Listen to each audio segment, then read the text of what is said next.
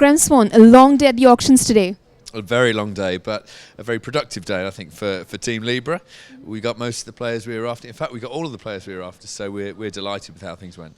You did make your team spend a lot. I was watching the proceedings early on, and in fact, if I had the numbers right, you made them buy Jacques Kallis for $175,000. Is that right?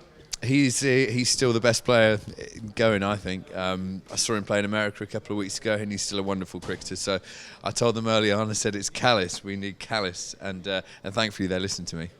What about Sourav Ganguly? He's also one of the most expensive buyers of the tournament so far. Well, that's right, and you know he's a very famous name, and he's very marketable as well, and he's still going to be a wonderful player, isn't he, Sourav Ganguly? So I'm so excited to play alongside both of those players, and it's going to be a wonderful tournament.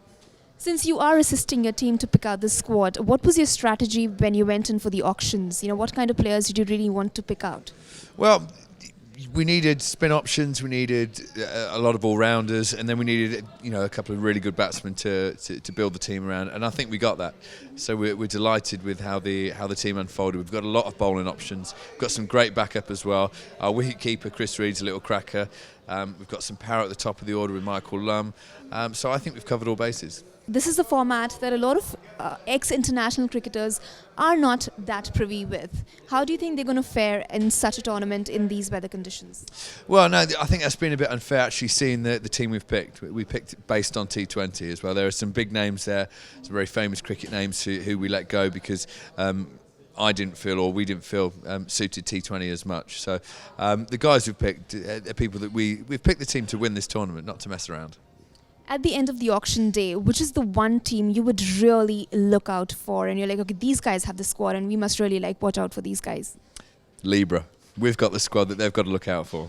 You've got to have one rival. Come on, don't be so arrogant. Oh, there's 5 rivals, but I think on paper we've come out happiest from that auction. We got the team we wanted. 1 or 2 players that I'd have liked to have as well. I'd love to have Andy Simons in my team, but Michael Vaughan pipped me to him. We couldn't quite afford him. But no, I'm more than happy with our team.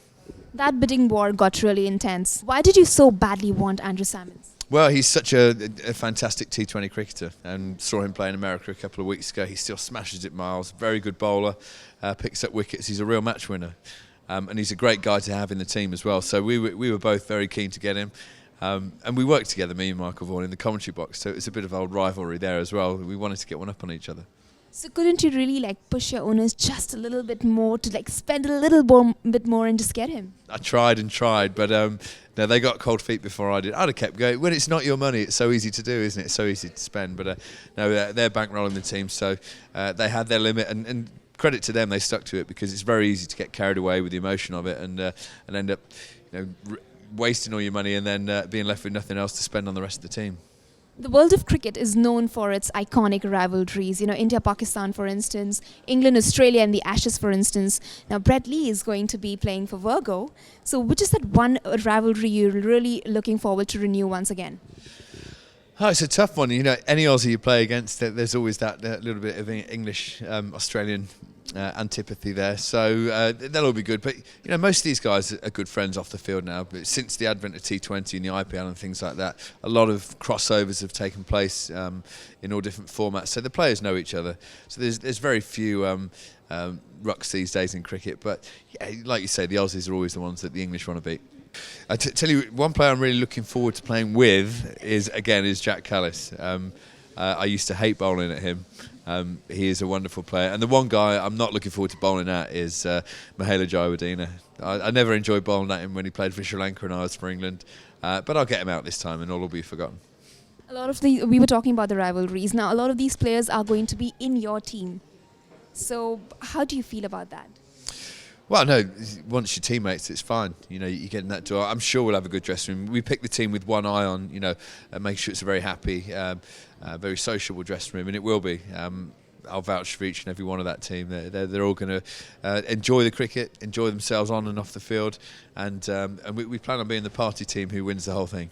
And before we let you go, one message to the MCL's extraordinary fans all across the world. Well, come out and see us play. You're going to love it. I'm loving it already, and so are you. So will you.